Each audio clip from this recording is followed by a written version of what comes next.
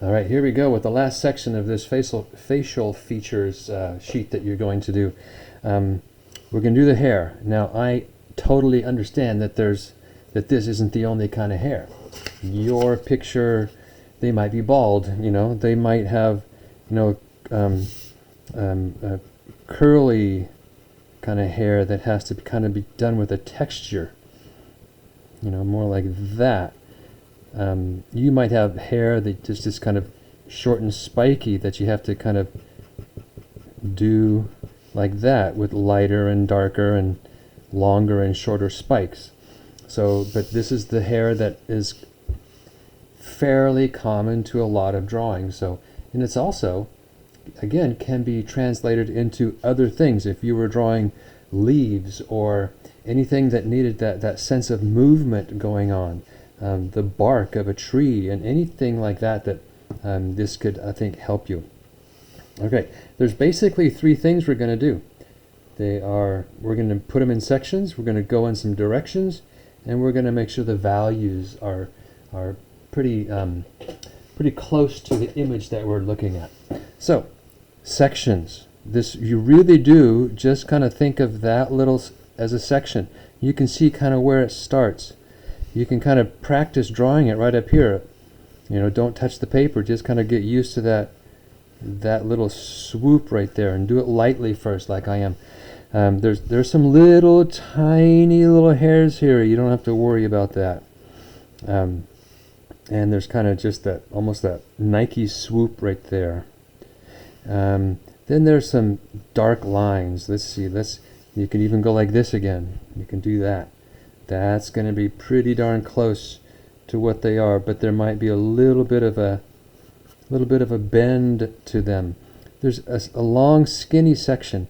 Remember we talked about negative spaces and positive spaces. You can think of a bunch of negative and positive spaces. Let's say that dark little section right there is a negative space, but you can just think of it as a shape. And for now, you can very lightly just kind of shade it in. You're going to do more a little bit later. There's a darker streak right in the middle of that first swoop that we made, and you can just barely put a couple lines in it. There's like a long, crooked, skinny, almost A-frame right there that bumps into this. So again, I can do that. I can do this. And again, a lot of these won't be exact, but it'll be pretty close enough to fool somebody to say that, hey, that's hair. There's another darker streak right there, kind of goes right there. See, I'm just blocking it in sections, and that's another term that we use sometimes in drawing and also in sculpture. When you block something in, you just kind of put in the basics. It's like when we draw whole to parts, the first part is just blocking it in. So I drew this curve right there. There's a thick, dark section right there. I can just kind of indicate where that might be. And there's we've got that one. And that one. Now there's another little A-frame right here, that crooked little A-frame.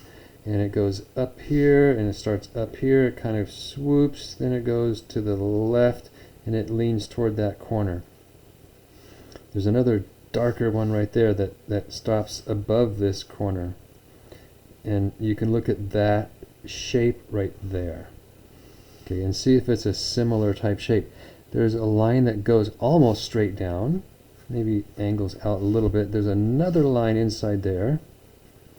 I'm just capturing some of the major ones that I can see. There's a subtle little S-curve that comes right about there.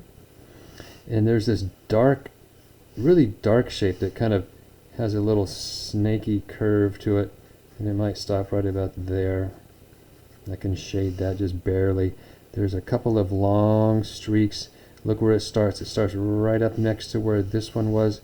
It kind of goes down and angles out to the right and almost makes its way down to here. So if you want to, you can give yourself a landmark. On any of these, you could do that. So I'm going to try to get that sweeping curve. Again, try not to do lines like this. Try not to do hairy lines. Think of long gestures. as lines. I think this is an ear. I've always thought that's kind of the parts of an ear, but this looks like the edge of somebody's jaw right out here. So, but it doesn't matter what it is, literally. You just have to kind of look at the shape of it. And there's kind of a swoop right there that happens like that. There's a dark section right there. Yep, got that one. Got that one. We'll throw in more of those. Now is the time to stop the video and just do that. Okay? Just do that. Just get the shapes in. If you want to draw in a few more lines to help indicate where some, and that could be a little more curved right there. Just a few more lines to indicate where some directions go. That's fine, but that's a good first step. So stop and do this, please. All right, now we're going to start adding some of the directional quality of the movement of the hair. And it's kind of self-explanatory. You just look up here. Look at those lines flowing together and getting darker and fading away into highlight. Okay, so it's getting darker, fading away into highlight. So I like to start on all my drawings over on the right side. If I think I'm going to be rubbing with my hand, remember, you can use a piece of scratch paper that's not a clean piece of paper, and put your hand there so you don't rub the graphite that you've already put down there. So I'm going to start up here, and again, these are not going to be perfect, but you can get pretty close to where they go. And also you want to try to think of, again, that idea of a check mark. The end of a check mark, typically your pencil lifts off, and that's going to give a nice softness to the hair. And where it's a little darker, we don't really shade yet. We just do it with lines so far. So there's that darker line I had on that kind of splits off here, and it kind of splits right there. You can see that. And it gets a little bit darker up here in the corner, so some soft lines. So a lot of these lines, you press harder and softer. You vary the length so they're not all the same size length. You let some be a little longer and shorter. You let some be closer and farther away. So all that kind of helps soften the hair. And there's another little darker spot right there. Now this part gets tricky. When you have to go around the tip of that first swoop that we drew, it's okay to do this. We're going to do some lines. We're going to skip over it and let it come down here. And let's draw another one right there. And maybe a softer one right next to it. Maybe,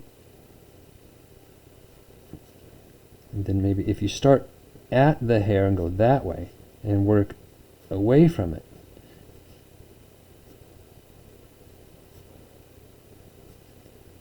that helps bring those out. And what we can also do is some of that that sneaky shading we did on the eyes and on the lips, we're going to do it in other places too. A little bit of shading right there. Let it fade away if you want to kind of show the tip of that. That's called negative space. You're shading around it. That's like a negative space thing. Then I'm going to put just a few more lines next to it, softer. Down here it gets a little darker, so I'm going to add a few more and press a little harder. I'm going to make that happen here too. Make it a dark, like a little streak right there so it can stop right there. All of those that kind of line up together will help show where that hair is. And certainly down here it's really going to show. So I'm going to let this top part also, see, I'm careful here. So they're going to do some movement lines and a little bit of shading. Just enough. Don't make an outline. Don't outline these dark. Just enough shading. You have to be sneaky about it. So, and you have to let it fade away. You have to let it fade away very smoothly. Okay, now I can start to go other places. Again, I'm always looking up here.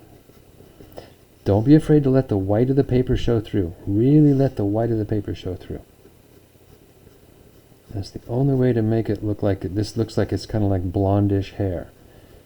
And if you don't let the white show through, even dark hair has highlights and reflections and light spots to get it looking like there's light hitting it and reflecting off of it.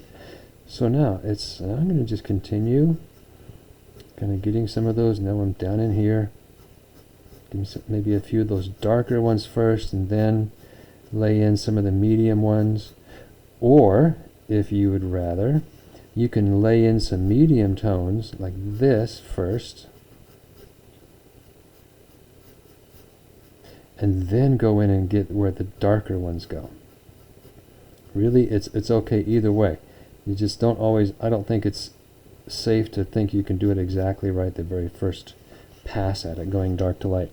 Now, here's a place, and I'm going to stop in a moment and start doing hyperspeed so you can see the whole thing done. Here's a place again, just like the eyes, just like the lips, we're going to do some sneaky shading right here. Some little bit of really small circles and let that fade away to get a pretty clean edge right here. If you need it to be a little bit of a softer edge, you can always just kind of just break apart that edge a little bit.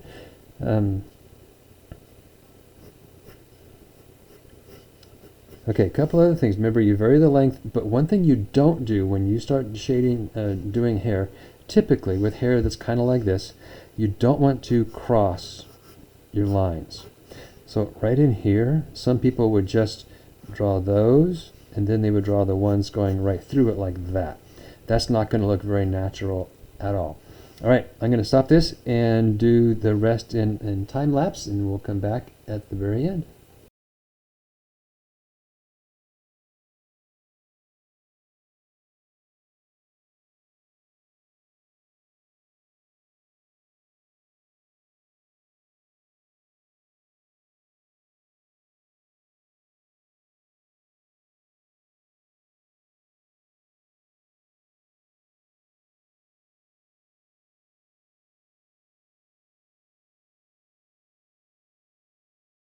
All right, now done with the hair. Remember, it's a matter of just following the directions, pressing lighter and darker. Keep that idea of a check mark going as you kind of flip that pencil off the paper. Many times in the middle of a hair area, I will work in two directions. I'll go this way and that way, this way and that way with my lines. That tends to soften the feel of those lines rather than always going in the same direction. Okay. Sometimes you have to because you're going up against an edge. Remember, you can also do some of your nice little sneaky shading to get where some of the darker values are, and that helps get that sense of overlap happening even better. But remember, sections first, then you're going to just kind of get the directional flow and then start working on darker parts. Don't be afraid to erase out little highlights if you covered them up. Many times if you erase, you kind of erase too much. So you may have to go in there and just softly do a little bit of shading as well. Then you want to vary the length of the lines so they're not all the exact same length. That softens things up. And again, don't cross any lines like that right there. All right, now you're done with this part and we're ready to move on to your final portrait. See you next time.